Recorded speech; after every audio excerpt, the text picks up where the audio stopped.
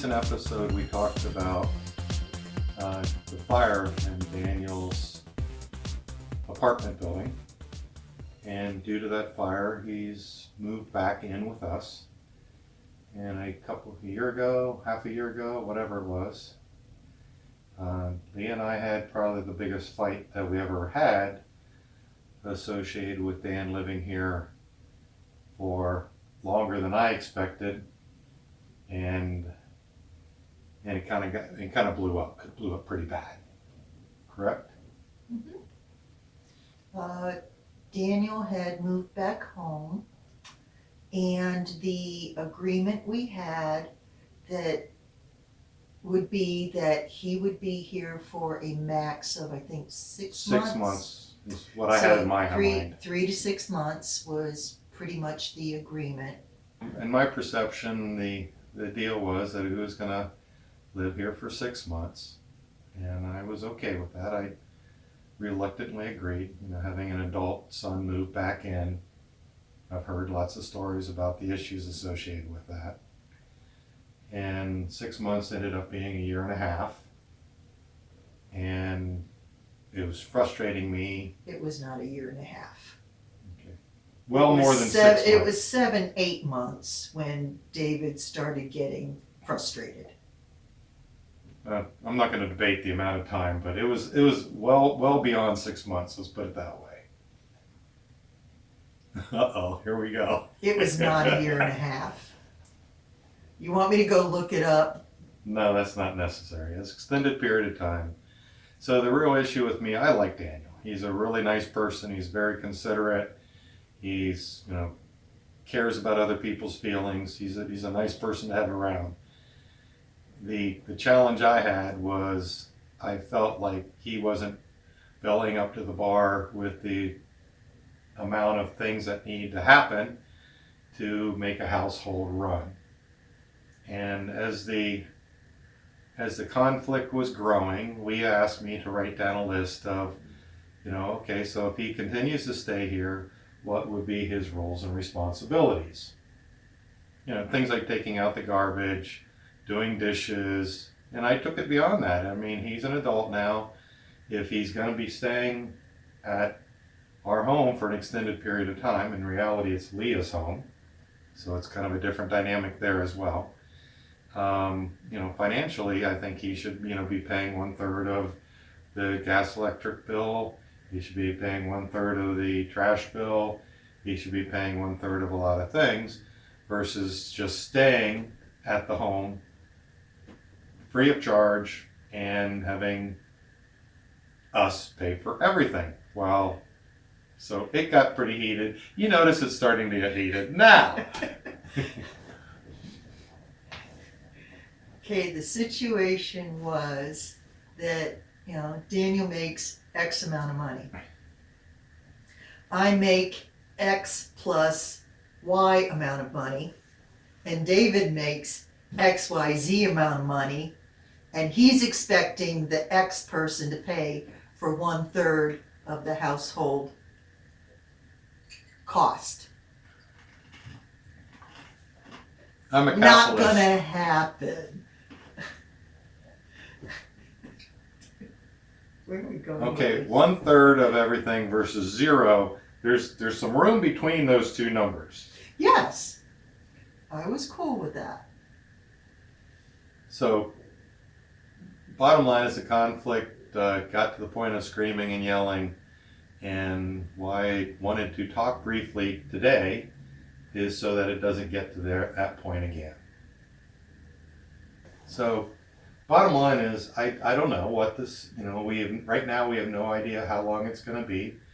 We got a letter last night or yesterday, or Daniel got a letter indicating that he's got a choice of canceling his lease at his apartment or waiting for the apartment to become available again, and they didn't say how long it would take to get the apartment available again.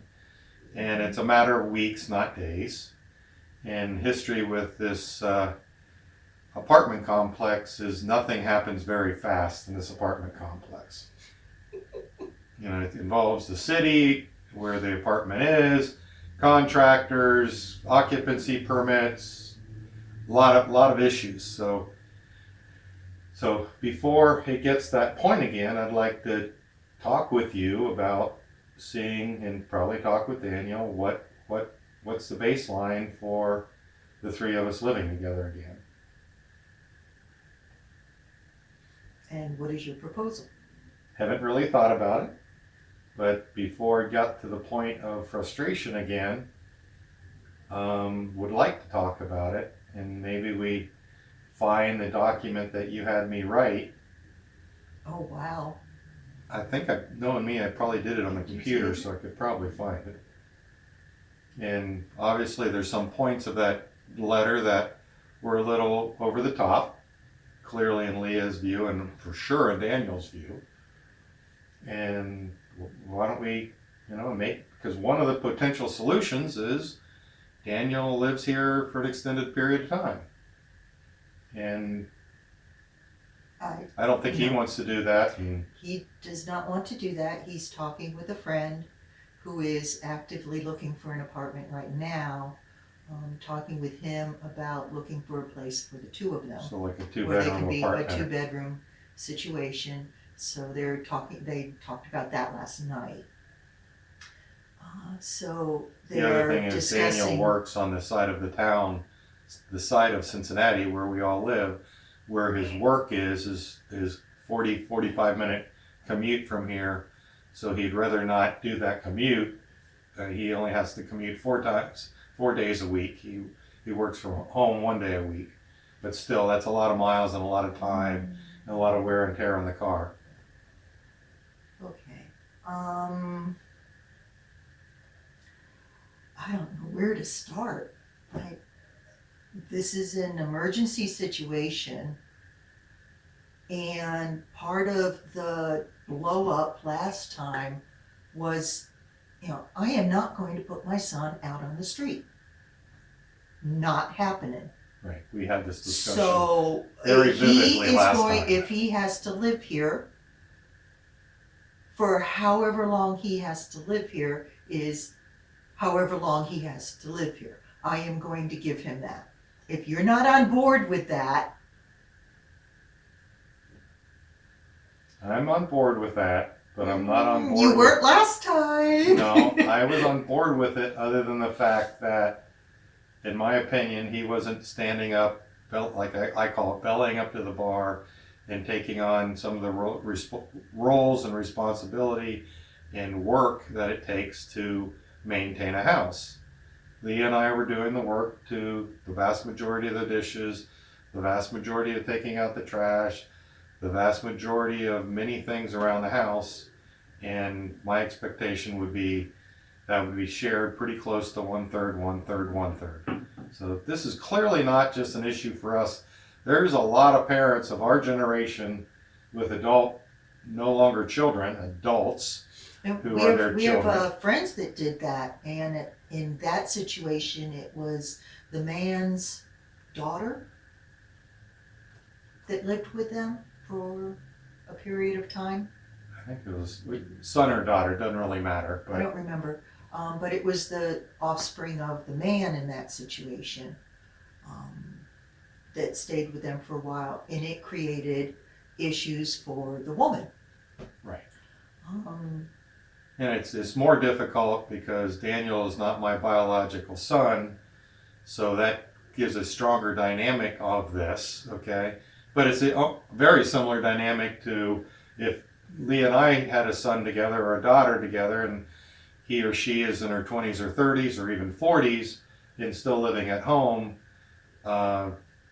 It's a dynamic that needs to be addressed, and the reason I asked for this video to happen or together time to happen is to start addressing it before it becomes an issue again.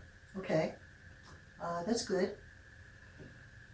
So I don't think we got a conclusion yet, but this again, we're starting on the path to having a communication, some together time to work through. It can be a very difficult issue. So what we've done in the past is through this week, we will agree to meet again on Saturday. And through this week, we will each write down some points, some issues, talking points about what we're going to discuss. And next week, we'll have another talk. Maybe Daniel will move out in the middle of the week. And Maybe he becomes a won't. non-issue. And then it becomes a non-issue, except for the expense of moving and the time it Right. takes to do that. So that might be some issues, but I think we're gonna have to say, let's, like we do sometimes, let's say we're going to make an appointment for next Saturday, Sounds like a deal. and we will each write down some issues and share them. And like you've noticed, we have not used the talking item today. We quite often don't do that because we've used it enough in the past that we understand when to shut up and let the other person talk. So Yeah, this is really more for serious conflicts, and quite often with more than just two people. So we don't always do that. We will do it quite often just to show you how. So looks like we'll see you next week, and maybe this will be the topic. Have a good week. I think Daniel would rather get this. I think the best situation for Daniel is to have a roommate. It depends. Depends on the roommate. The roommate. This is a friend that he doesn't know, hasn't had for a long period of time, so it's not like a best friend situation. So there's some unknown things about moving in with somebody that you don't really know that well. So there's those issues he has to think about. But this is not a situation where he wants to stay here. Right. He really wants to do something. He did not really want to move back into the apartment that had the fire, even though it would be fixed. So we need to respond to that letter and say, I'm moving out. I asked him that this morning. You know, the letter doesn't really say when it just says you can decide to wait until everything's fixed and the city will inspect the building and let occupancy be again, or you can choose to break your lease without penalty and move. But it doesn't really say when in the 4 to 6 weeks they predict the building to be able to be reoccupied. Preoccupied. Yeah. Where within that 6 weeks they want the notice. Now his rent is due next week, so I would assume that he has to tell them before the rent is due. Yeah, if he's going to make the decision, I'd make it now. I mean, the other option, that's a huge complex. If he likes the complex, he could probably find another apartment. That's something I asked. I said, why don't you ask them if they have a 2-bedroom available? That you and, I don't know the name of the friend, that you and the friend can take on. So the house scenario that we tried to make happen before isn't reality, right? Which house scenario? I remember we were looking at that house in the west side of town. Oh, that got sold years Oh ago. yeah, no, but is that a reality? You want to talk about buying a house that he could rent from us? Well, just is it an apartment, or I mean, is he the type of person who's going to want to be in an apartment for decades? He really wants a house, but I don't know that it's a good idea for us to own the house No. that he lives in. But That's going to be more frustration for Could you. we help him, like his previous house that he lived in, that was a house that, who used to be his best friend and who they now don't get along with at all. Good way to kill a friendship is Yeah. to move in with your Yeah. best friend. You know, my son did the same thing. He, in the depths of the financial crisis, my son found a house with a friend, and they bought it with no written agreement whatsoever. And worked well for a number of years. Financially has done well for both of them, but it kind of started deteriorating and got to the point that Grant felt I used his name again. My son felt that he had to move out, and it's not working out well now. And no written agreement. So, big recommendation, guys. If you move in with somebody, get a written agreement. Which, by the way, we don't have. Okay, you get to make a draft, and then we'll discuss it. Maybe in 2 weeks. Yeah, I don't think we want to do that. Actually, we got something to that effect. I forgot. Okay, so we got another 5 minutes of tape, which is probably pretty much worthless. Don't know. So stick with the apartment plan, and hopefully have Daniel and his friend find an apartment for 2 people, 2-bedroom apartment, and try to help make that happen. Working on that. They're talking. And having it on the same side of town as where you work helps. Good enough? Start cleaning, getting ready, organizing, shutting down this video.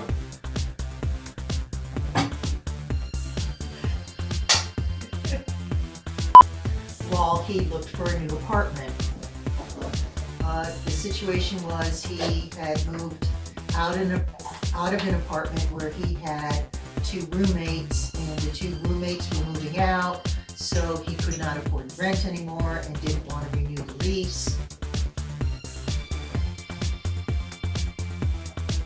Do we have to start over again? That's correct. I added the light back into the scene. Now I lost my train of thought. If you liked our video, give us a thumbs up right here. Subscribe button's over here. Next video's over here.